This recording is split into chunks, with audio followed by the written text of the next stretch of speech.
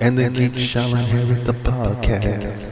Alright, everybody, welcome back to another episode of And the Geek Shall Inherit the Podcast. We are going to cover episode 2 of Welcome to Derry.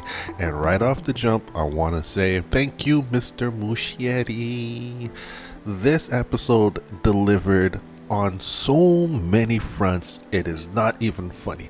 One of the things I said in the review for episode 1 was that I liked the episode, but it felt like it was just adapted from movie to TV series. And I was saying I hope now that was just for the pilot, but for the next episode we would start to get the show would get its own identity. And I could say without a doubt, this episode did not feel anyway like the It movies. It felt like its own thing, and that was fantastic. There are two main things that we're going to tackle in this.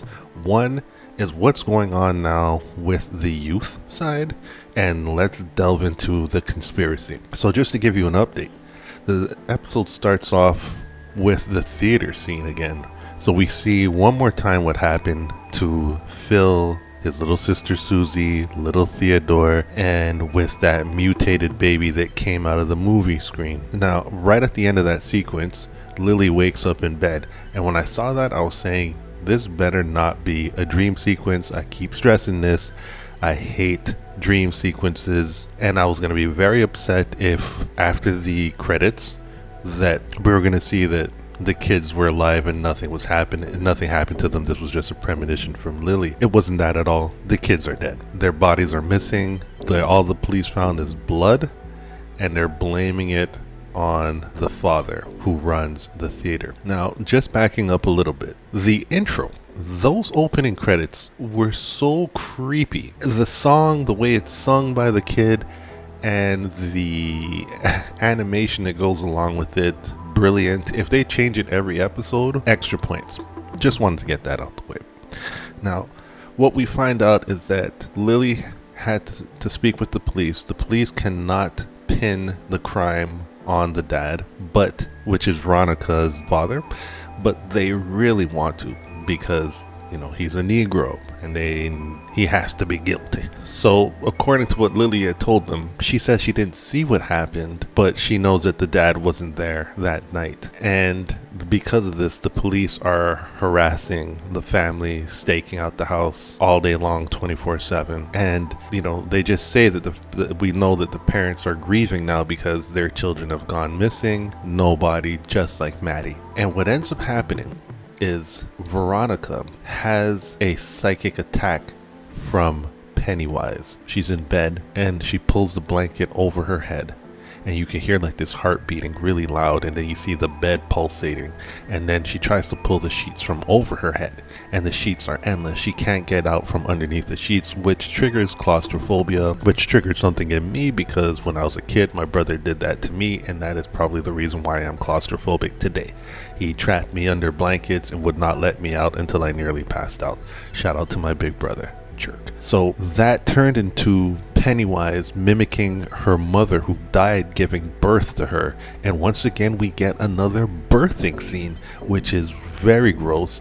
And the stomach and everything else turns into like this gaping mouth with the needle teeth. And he's just saying the worst things to her, that they're coming for her father. You killed me. You ripped me apart when I gave birth to you, and they're going to burn your father. So she's trying to make sure that Lily tells the police the truth that they saw a monster and the monster did it. But Lily's afraid that they're going to put her in the Juniper Hill Asylum. Now, the Juniper Hill Asylum is something, once again, that's very connected to the Stephen King world.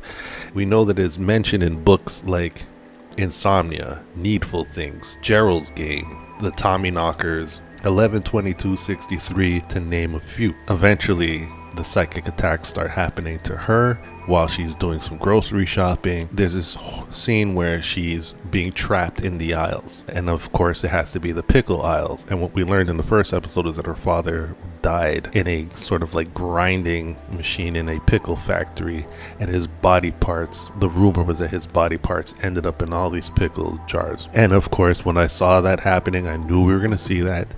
and she sees the father's face and his body parts and all the jars of pickles, and they start attacking her, and the pieces come together and form this creature that tries to kiss her, and this lands her ass right in Juniper Hill Asylum. Very tragic for her. And on the other end, she was manipulated by the police to say that she's not sure if the father wasn't there anymore. So she went from being sure the father wasn't there to she wasn't sure, and that gave them enough to go on and to arrest him. Now, jumping into the military conspiracy, we get a full introduction to Major Hanlon's family. We meet his wife and we meet his son.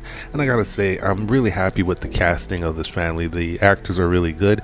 And for once, they didn't choose a kid that looks like Jaden Smith with an afro. So we learned that the attack on Major Hanlon wasn't the Soviets. It wasn't some sort of clandestine group trying to find the schematics for the plane.